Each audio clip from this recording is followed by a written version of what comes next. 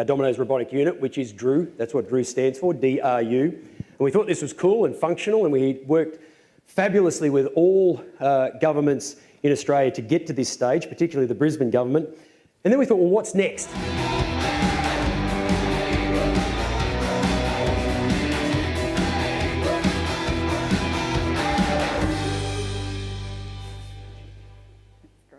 The world's first fully autonomous commercial pizza delivery by drone, right here in New Zealand, which truly was an amazing experience. It was amazing to get to that stage in our development.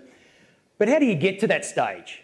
What is it that you need? What's the recipe that you need in order to get there prior to even taking flight? And there's no doubt that internally within Dominos, we do work to a certain recipe, and the recipe is that you need a crazy-ass leader.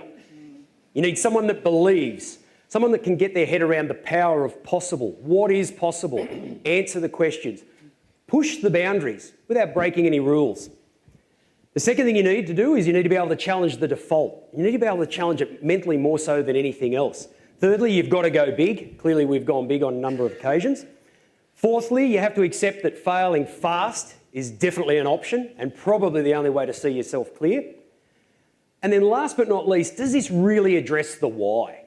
And once you tick off all of those driving forces behind what it is that you're actually trying to achieve in all areas of disruption, and the thing that stood out for us is it makes no sense to deliver a 2.5 kilogram package in a 2-ton motor vehicle.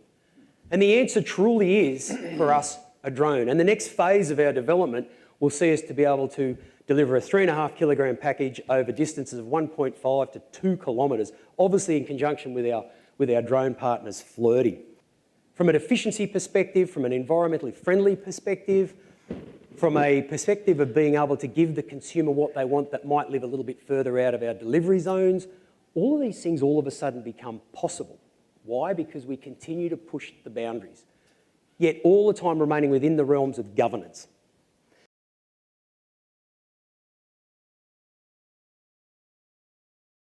Mostly just at the L phase, the locate, an eye in the sky. It's a cheaper alternative to a helicopter. We can use them in places where you can't use a helicopter due to downwash or because the CAA says it's a really bad idea for you to fly a helicopter there. There's no widespread adoption. There's a lot of widespread interest. A number of agencies have drones. A number of agencies have used drones, but there are still problems, and we're still trying to, as a community, figure out what this new technology is and how to best use it. Be that locating you as a patient, or be that providing information about where I or my fellow responders are. Swarm intelligence, etc., multiple drones providing multiple viewpoints are probably the way forward. This is a shot of the drone that was used. I don't think it's actually from the firefighting effort at the time. This little drone, after chatting with one of the people there, managed to provide the intelligence that directly led to a house being saved. The drone was floating with an infrared camera in controlled airspace, identifying hotspots. It identified a hotspot next to a large source of unburnt fuel, right next to a house.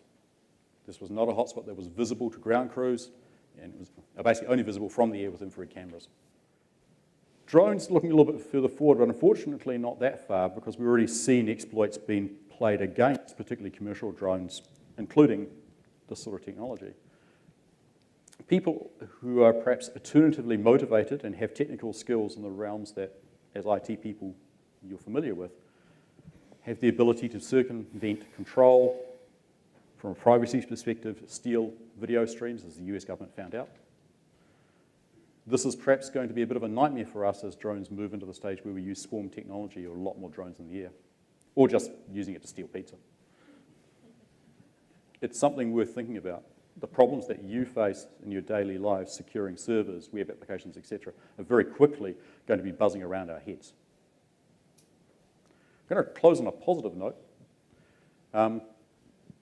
Already drones have been used to do weird things, raining condoms down in villages in Africa, delivering medical supplies to isolated islands, even taking pathological samples quickly to labs that can be looked at.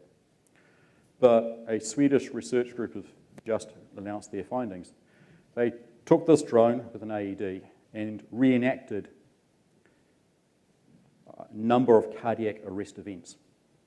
So they didn't do this with real events, untried technology, and delivered an AED, an automated external defibrillator, out to the event.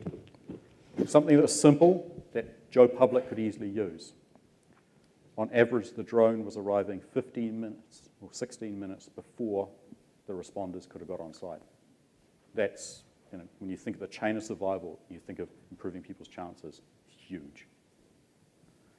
So I guess the question is, what do we want to do with them? And how do we keep going in the right direction?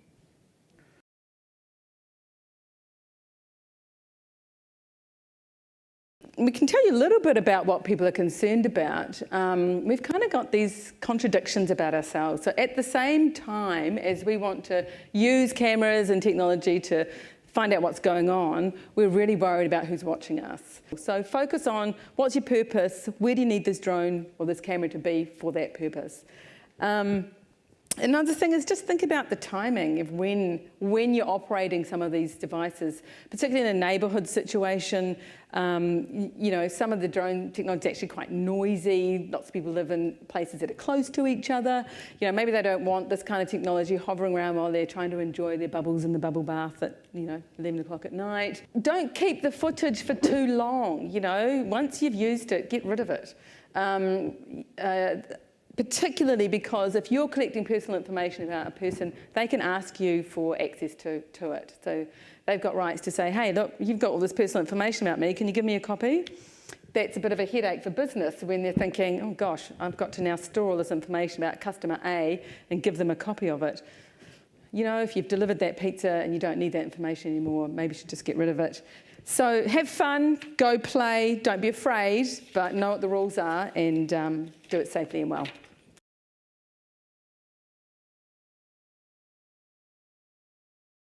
And one of the things that I guess from an agency and a creative production point of view, drones actually do allow us to do a lot more and give us a lot more freedom and flexibility. And one of the greatest things that we've got is the ability to replace helicopters with drones. Now, when this doesn't seem like much, if we apply it to budgets and how we can make budgets go further and more efficiently, the cost of a helicopter flight for a TV commercial would take probably half a day to shoot. You're looking around $50,000 to use a helicopter, and that's a fairly decent chunk of an ad budget. Whereas with a drone, which I'll show you in a minute, you're looking at a significantly less in terms of that same amount of flight time and the same amount of post-production time. But one of my favourite parts of these drones technology is the ability for it to return home if it gets to 10% of its battery life. So yeah, safety is definitely important. But look, that's about it from me. I think I've covered off all my topics. I've done some promotion. I'm a happy man.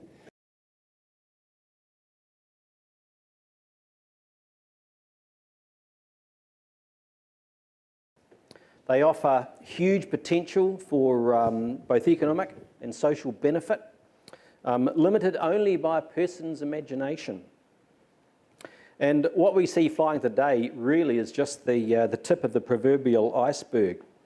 But of course, their existence and their future application and development is causing some big headaches and challenges for the regulator. New Zealand has had rules since 1992.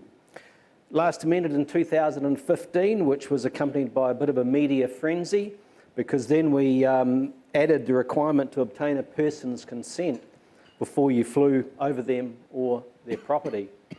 And there are rules that you see on these pamphlets, like not above 400 feet, day only, within line of sight, not within 4 kilometres of an airfield. There's a bunch of them there.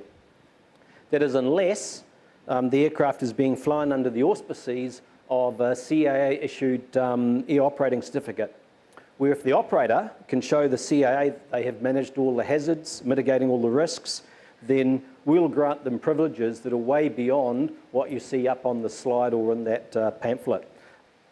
The entire suite of civil aviation rules will need to be rewritten to cater for this technology. In our lifetimes, we will be flying on passenger aircraft that, for all intents and purposes, are being piloted from the ground. So that might be a bit of a scary scenario for some people, but as I said, the possibilities are limitless. 101 uses for a drone? Probably more like 1,001.